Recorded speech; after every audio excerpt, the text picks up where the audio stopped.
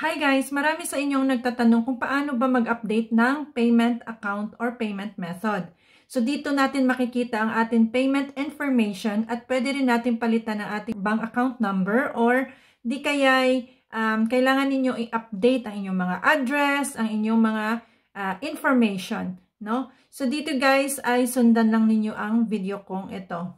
So ngayon guys, punta lang tayo ng ating mga profile. Profile man yan or page ang gamit ninyo. Pero pag page yung gamit ninyo guys, ay hindi po kayo makaka-update ng inyong payment information or account number. So dapat gamitin ninyo ang inyong profile.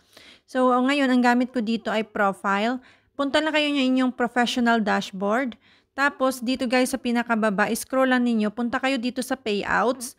And then, i-click ninyo itong settings icon. Tapos dito guys, ay mapupunta kayo dito sa pinakababa. I-click ninyo itong update. Dito guys, payout account info or payout account owner. Dito naka-saad yung mga information ninyo. So, ayan, pwede kayong mag-update dito. Pero usually ito po ay hindi po siya gumagana.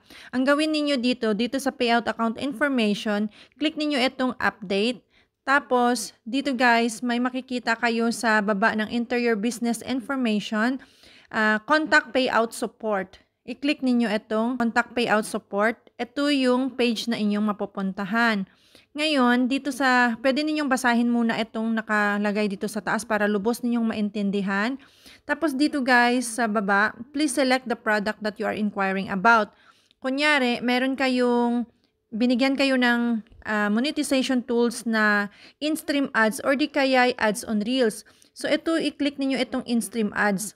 Kung stars naman, i-click ninyo itong stars. Kung subscriptions naman, i-click ninyo itong subscriptions. Kunyari, stars. Nagkaroon kayo ng stars. I-click ninyo yung stars na yan. Tapos, ang next question ay, what can we help you with? Ang ilagay ninyo dito or ang i-click ninyo dito ay, how do I upload or update my payouts tax information? I-click ninyo yan. Tapos, scroll down lang kayo.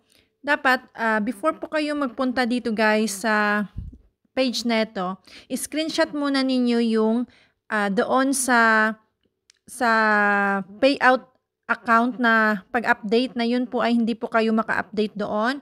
Para ito, pag news ninyo itong files, mapupunta kayo sa inyong gallery. Ang in-screenshot ninyo ay ito, piliin ninyo yung in-screenshot ninyo para ma-download yan dito sa files na ito. Ito kunyari, no? Ito ay mapupunta sa aking gallery. Tapos mag-select lang ng in-screenshot.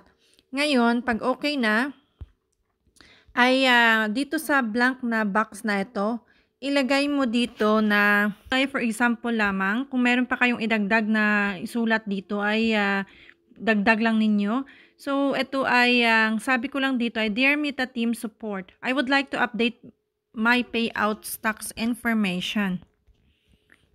So, ayan. Tapos, kung meron pa kayong idagdag, kung ano man yung gusto ninyong i-update dito, idagdag nyo lang dito. Tapos, dito sa baba, truly yours, tapos name ng inyong profile. No? So, yun lang. At pagkatapos niyan, isend lang ninyo. Ito sa baba, mayroong send button. So, yun lang. I-click lang ninyo ito at mag-update lang po yan siya. And then, hintayin lang ninyo yung team support na mag-respond kasi usually 1 or 2 days magre-respond lang po ito. Ito ay makikita ang kanilang reply sa ating support inbox. Yun lang, tingnan lang ninyo guys. So, yun lamang guys. Sana itong video ay nakatulong sa inyo. Maraming salamat sa inyong panonood. And pakishare guys para alam din ng iba, para makatulong din naman tayo sa kanila. So, yun lang and see you in my next video. Bye!